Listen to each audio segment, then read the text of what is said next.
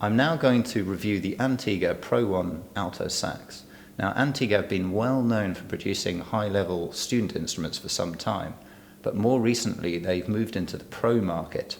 And in order to maximize the possibilities, they decided to consult with the well-known sax guru Peter Ponzel.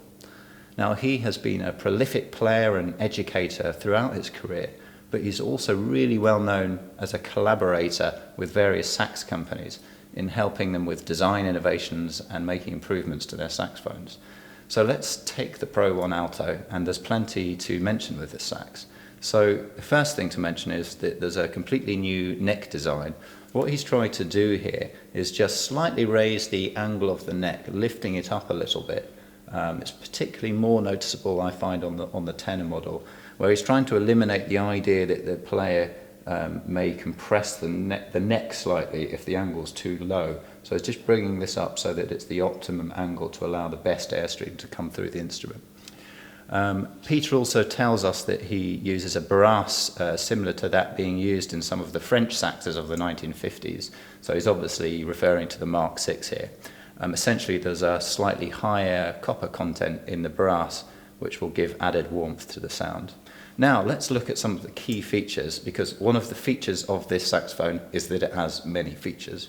So firstly, Peter's designed this sax with rolled tone holes, but just on the bottom 5 tone holes, with the idea in mind that he's going for, rather than going for a complete rolled tone hole operation here, where the sound becomes very spread in his investigations over the years, he's just focusing on the bottom 5 keys so that you get a sort of combination between the focus and the sound that you get through natural drawn tone holes and the rolled ones at the bottom here.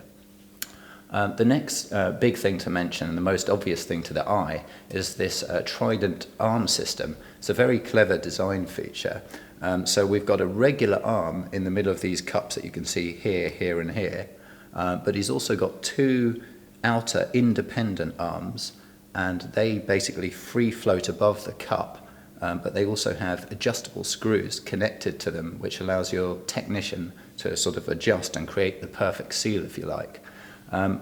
Peter points out something interesting in his YouTube demo of these saxes, which is that these lower pads, when you put a lot of air pressure through them, they can have the tendency just to flutter a little bit under the air pressure that's required to produce these notes. They're also larger as well, so there will be more of a tendency for them to do that for that reason. So his solution is just as I've described there. This Trident Arm System will just stabilize these pads, creating a really great seal, more of a precise response from these bottom notes. And I really feel he's achieved that with these notes. This sax feels great to play at the bottom.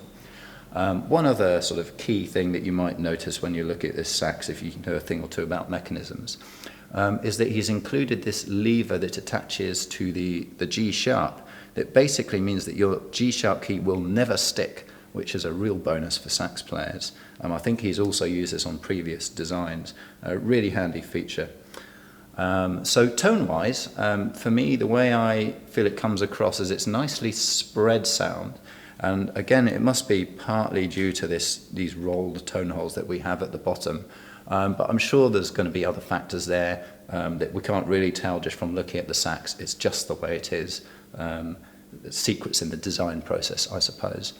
So the tonal characteristics for me are ones of fullness in sound, richness, very satisfying overall.